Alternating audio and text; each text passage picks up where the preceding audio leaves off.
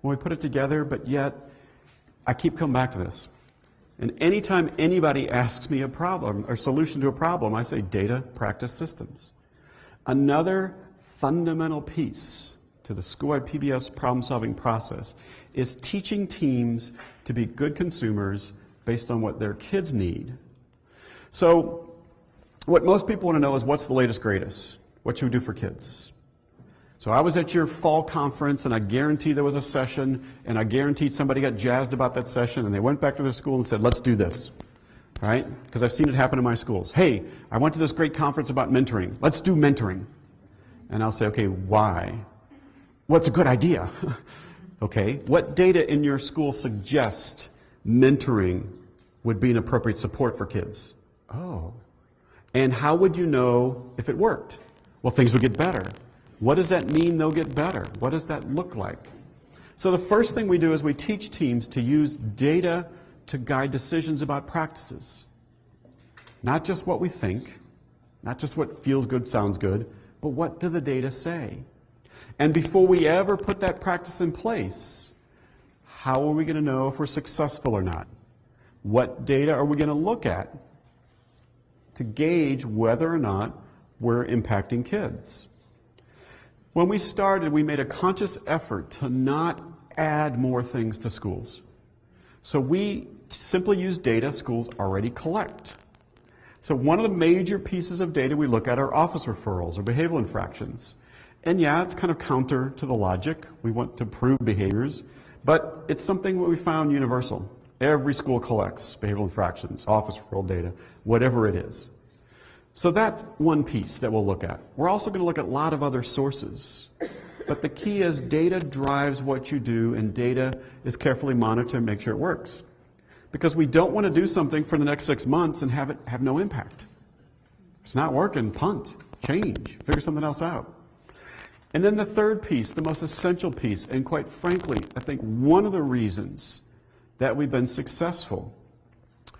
If you look at, let me brag a little bit, if you look at all the things the U.S. Department of Education has funded in terms of initiatives, we're it.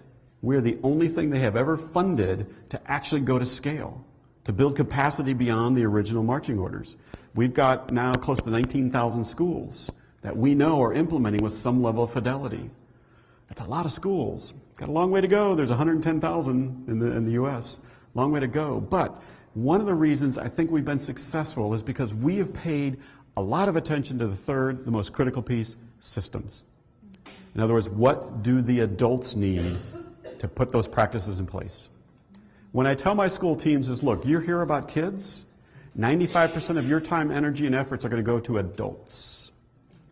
And that's not being disrespectful. It's acknowledging that adults are busy, adults have got limited skill sets, and if you expect them to do this, we've got to teach, practice, and support them just like the kids. How do we support the adults we're asking to put these practices in place? Example, Benton Elementary I showed you. PBS team meeting. We're looking at data. They noticed there was an increase in behavioral infractions right after the lunch recess. And so they immediately started problem solving. Well, let's put more people on the playground, or maybe let's have teachers in the hallway when they come in, or let's go back and practice. And the PE teacher said, hold on, we know when, but where and why and who. So it's like, okay, first of all, the PE teacher is asking for more data. Yes, this school will do great things. And so they sliced it and they said, oh, because she knew they were coming from specialists. What this school does, it's a small school to give teachers plan time, lunchtime. Kids go to lunch, recess, then they go to art, music, PE. That's where the problems were happening. Not the hallway, not the playground. They could have put 40 adults in the hallway. Wouldn't have made a difference. So all the teachers agreed to escort their class into the specialist. Take 5-7 minutes, do a real quick little mini lesson about, remember, we're safe, respectful learners. Somebody tell me what it looks like to be respectful here in music. Yes, teachers had to give up plan time, lunchtime, but they all knew the investment was worth it. They did that for about a week and a half, 2 weeks. Problem behaviors all but disappeared for the rest of the year out of those specialists. That's a great example of how school-wide PBS is a problem-solving process. It's not a canned program. You have to, in essence, put things in place in response to what your data are saying. Right? Data, practice, systems. It's also, I've been working with schools for a long time. And schools who fail miserably, it's not good intent, it's not that they don't have good data, it's not that they even have good practices. It's the systems. The systems are where all of this breaks down. If adults aren't being consistent, if adults aren't being supported, it doesn't work. The other challenge we have in education is that continual turnover. We've always got new administrators, new teachers. And oftentimes what will happen is they'll build some fluency, but a big chunk of that fluency leaves. And then all of a sudden they're just, we don't know what to do anymore. The other piece is we've got to make sure we continue to renew. We've got to make sure we continue to focus on building supports for the adults. Good news, bad news about the economy crashing. The good news is this, is that demographers told us that we're going to have a huge teacher shortage about now. So the only upside is that the baby boomers had to hang in there a little bit longer. They couldn't quite retire, right? Because everybody's, a retirement plan went bust. So good teachers are staying in there a little bit longer, but it's coming, right? It's coming. We're going to have a huge, huge critical teacher shortage. I mean, we've always had one in special ed, but we're talking across the board there. But one of the challenges is how do we continue to renew, especially in times where there's no dollars? So the other thing that we talk a lot about at our center is not people, but function. What does that mean? We start going to tier 2, tier 3 people. We don't have school psychologists. We don't have counselors. We don't have, okay, stop. You don't have that person. But what does that person do that could benefit and be required to put a good tier 2 system in place? I can teach that to anybody. And a lot of our schools, our tier 2 check in, check out, are run by paraprofessionals. School secretary lends a hand every now and then. We got the PE teacher working in the morning and the afternoon, right? So think about function when you think about systems. So people say, well, we don't have that person. Okay, but what is it that person does that you need? Well, we need somebody who understands kind of functional behavioral assessment, understands that logic to develop plans. Okay, I can teach that to whomever's in your building. Who would be logical? Who's got some degrees of freedom in their day, right? So the other thing and sort of challenge that comes about are people always look to those experts. And I talk a lot about school-wide PBIS is about building expertise in a school and getting away from experts. I tell them all the time, look, there's nothing magic about what I know. Zero magic, right? As a special educator, I know things about disability, I know things about the law, and I know a lot about paperwork. But beyond that, I know what everybody else knows, and that's how to teach.